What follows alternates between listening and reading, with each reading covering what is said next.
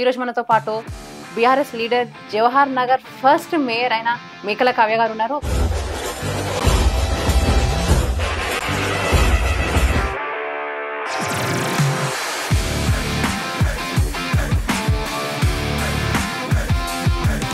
అయితే కాంగ్రెస్ ప్రభుత్వం వచ్చి ఇప్పటికి ఏడాదిన్నర పాలన జరిగింది.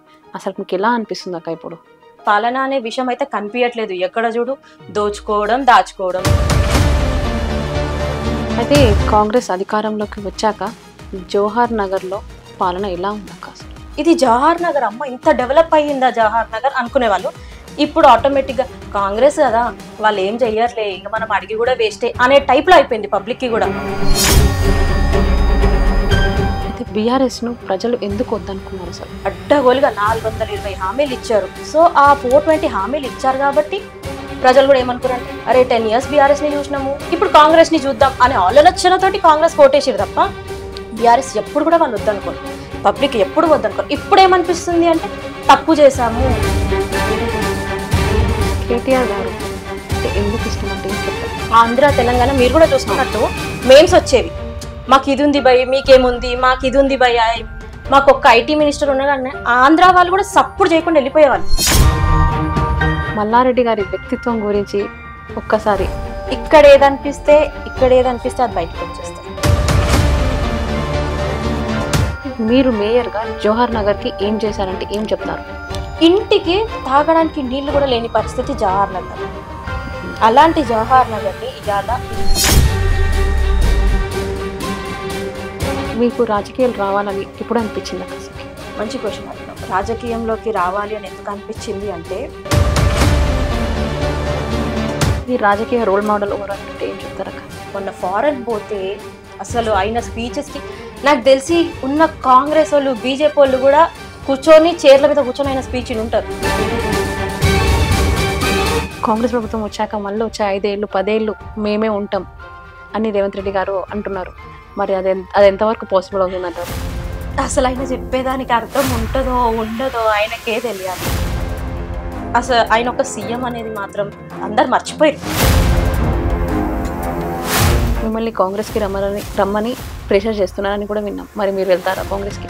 ఇవాళ వాళ్ళు భయపెట్టేసారు కదా అని మేము పార్టీలు మారిపోయి పార్టీలలో వేరే పార్టీలలో వెళ్తే రేపు పబ్లిక్ ఏ ముఖం చూస్తారు మనని? కాంగ్రెస్ ఇచ్చిన హామీలు నిలుపుకుంటుందా?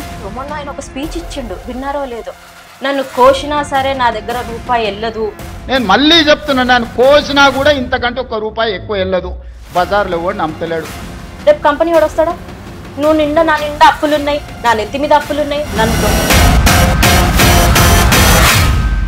నేను చంద్రబాబు నాయుడు శిష్యుని, నేను ఆయనతో మాట్లాడుకున్నా, నేను ఇక్కడున్న సినిమా ఫీల్డ్ని మొత్తం పంపించేస్తా, నేను ఇక్కడున్న రియల్ ఎస్టేట్ మొత్తం పంపించేస్తా.